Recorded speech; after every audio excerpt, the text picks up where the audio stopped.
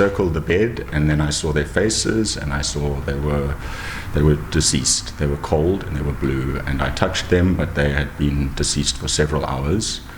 The words from Luke Mulver, who says his brother Nicholas and wife Marjorie Mulver went to bed and never woke up.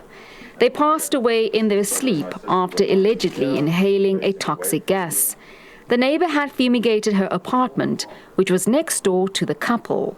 The family believes that they had been slowly poisoned over several days. A window was left ajar, allowing the perfect tunnel for toxic fumes to escape down the corridors, blowing in the direction of the couple's apartment. They also believe that the gas flowed through the wooden floorboards. The post-mortem results have not been released. It was determined quite quickly that the flat next door to my brother's flat, which had been fumigated, and the fumes were coming from there. The flat was not sealed properly. There were still windows open in the corridor that leads right up to my brother and my sister's flat. The family are seeking recourse. For me, grief will come later. Currently, I just want due process to take place. I want everything to be done properly, and I want to ensure that this would never befall another family, and it will not bring my siblings back, but we want justice and we want consequences. The SABC tracked down the owner of the flat, but she declined to comment on the matter. However, the supervisor of the building, who wished to remain anonymous, says that the body corporate was not aware that a full fumigation on the property was taking place. Well, we do not allow full fumigation here. No, a full fumigation, that means a tent goes over the building. That's not allowed. Moses Chetty from the Pest Control Federation of South Africa was one of the first respondents on the scene. He says a white powder substance was found on the floor of the fumigated apartment. After inspection, he confirmed the chemical used as phosphine gas.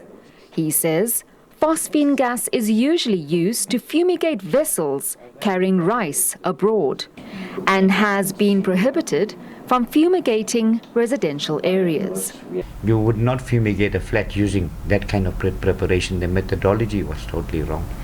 Phosphine tablets are highly flammable. They can ignite. That building with wooden floorings, the building could have caught on fire, and you could have had the worst case scenario.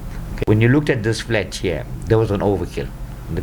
There was no discretion used as to how much you're supposed to be putting. It was used liberally, even though it was a wrong methodology. It was used too liberally, and it was dangerous.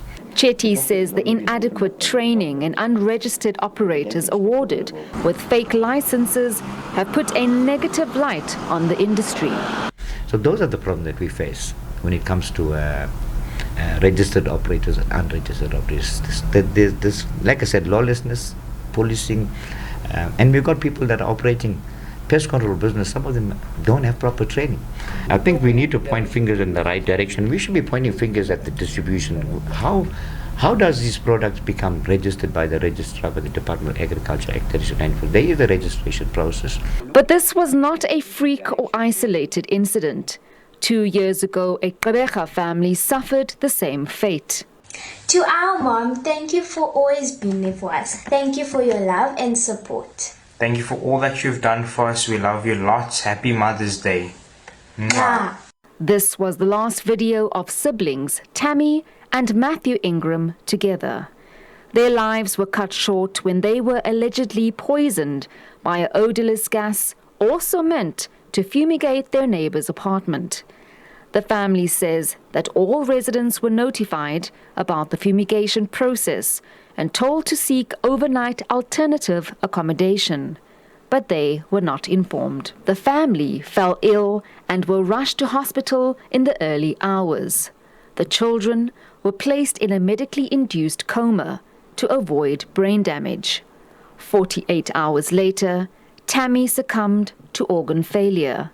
Matthew, her brother, passed away 4 weeks later. They were both on ventilators. There were pipes and lines all over their bodies. They made holes in the throats to help with I think the breathing or the ventilator. It was just bad. It was a terrible nightmare that we were experiencing when we went to see our kids. Within a matter of, I think, 40 hours, Tammy had passed away. It's been 2 years and still no closure for the Ingram's family. They are still awaiting the toxicology results. We are waiting. We're waiting. The New Year's has gone by. Christmas has gone by. Their birthdays have gone by. Their death days. And it's like we just forgotten, you know. And we're still waiting for justice. Police in KwaZulu-Natal and the Eastern Cape say inquest dockets have been opened. The companies are still on the road.